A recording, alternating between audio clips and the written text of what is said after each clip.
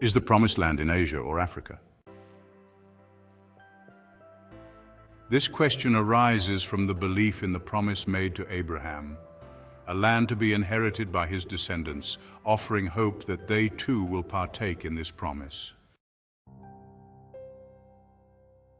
The Promised Land holds deep spiritual significance, as it is believed to be where our Heavenly Father established his chosen people, the descendants of Abraham, laying the foundation of our faith.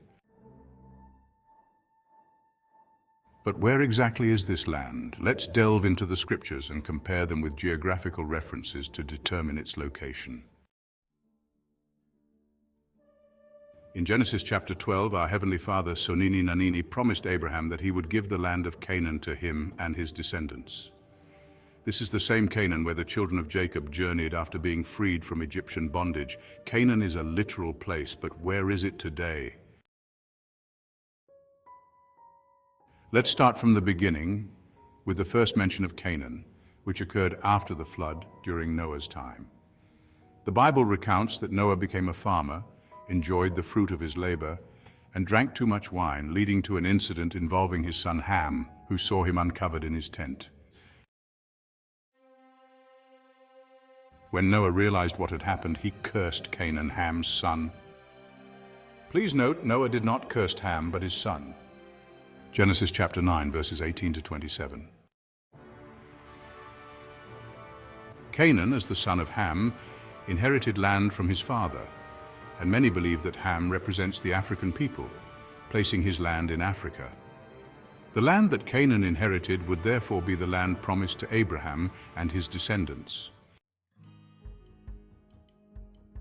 Genesis chapter 11, verses 27 to 32 details the story of Terah, Abraham's father, who initially set out for Canaan with his family.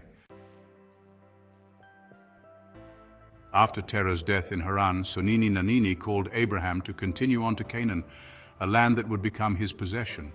Genesis 12, 1-5. Abraham and his household, including Lot, traveled to Canaan, where Sonini Nanini appeared to Abraham and said, "Unto thy seed will I give this land." When famine struck Canaan, Abraham temporarily went to Egypt, as mentioned in Genesis 12:10, but later he returned to Canaan according to Genesis 13, 1-3. This journey can be mapped from Egypt, heading south would still place one within Africa, while traveling northeast would lead to the region of modern-day Israel, which some claim to be the Promised Land. However, according to the Bible, Abraham's direction was southward when he left Egypt, which aligns more with the geography of Africa. It's noteworthy that the Bible describes Abraham's journey as going down into Egypt and up out of Egypt, as stated in Genesis 12:10 and 13:1. This matches the elevation differences between northern and southern Africa. For further context, the Nile River, which flows from East Africa toward Egypt, supports this geographic understanding. Even modern disputes between Egypt and Ethiopia over Nile water rights confirm that the river flows downward toward Egypt, illustrating the Bible's descriptions of Abraham's travels. Back in Canaan, a dispute arose between the herdsmen of Abraham and Lot, leading them to separate. Lot chose the area near the Jordan River, while Abraham traveled further and eventually settled in Mamre, which is in Hebron of Canaan. Sonini Nanini then told Abraham to look in all directions, promising that all the land he could see would belong to him and his descendants, as stated in Genesis chapter 13, verses 14-15. Later, in Genesis chapter 15, verse 18, Sonini Nanini established the boundaries of this promised land from the Nile River to the Euphrates. Given that the Nile is in Africa, this suggests that the promised land lies within this region. Clearly, Egypt is located in Africa, not Asia.